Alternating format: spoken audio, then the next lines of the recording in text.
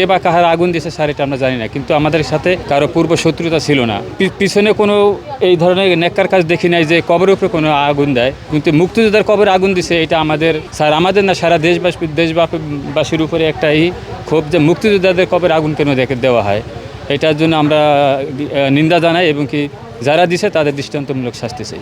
এত বছরের পর হেলায় কোনো কাজ না কিরিঙ্কাল নাই কারোর সাথে, হ্যাঁ যেন আইজ আর কবরের উপরে আগুন দেয়, এখন যে কোনো একটা রহস্য আছে, হয়তো রহস্য আমরা পারবো না বাইর করতে, দেই নেই করুম করতে নেই। ওই পাটার উপরে উঠে দাঁড়াইছি, ওখান থেকে ওই জায়গায় আগুন। এর মধ্যে ওই মাইয়া ও ঘুমে আসলে, ওই ছেলেও ঘুমে রয়েছে, ওরা কেউ জাগে নেই অন্তরে। স্যান্ডেলিনা সো, রূপচর্চায় আভিজাত্য।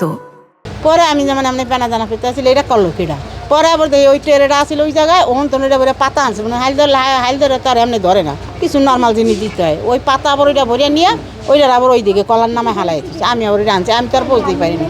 পরে এসে আমার মাইয়ারে কইছি বলে কিরে এরকম তোর আবার কবরের উপরে এরকম আগুন ধরেছে কেরা রাত্রের বেলা। আজকে মহান বিজয় দিবস, একজন মুক্তিযোদ্ধার গর্বের দিন, আমাদেরও গর্বের দিন। আমার বাবা একজন মুক্তিযোদ্ধা, আমরা এটার অনুষ্ঠান উদযাপন করবো। সেই জায়গায় আজকে আমার বাবা মুক্তিযোদ্ধা বিদায়, আমার বাবার কবরে আগুন দিচ্ছে আমার বাবারে, এবং মুক্তিযোদ্ধা পুরো দেশটারই অপমান করছে, একটা ঘৃণিত কাজ করছে।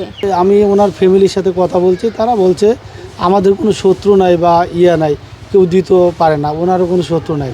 তো এটা কোথায় থেকে কিভাবে এই জায়গাটার মধ্যে এই ছাইগুলো আসলো বা আগুনের হইলো, এটা আমরা ওনাদের সাথে আলোচনা করে আপনাদের সহযোগিতায় ইনভেস্টিগেশন করে দেখি, যদি তারা কোনো অভিযোগ দেয় বা কারো সন্দেহ করে আমরা আইনগত ব্যবস্থা নেব।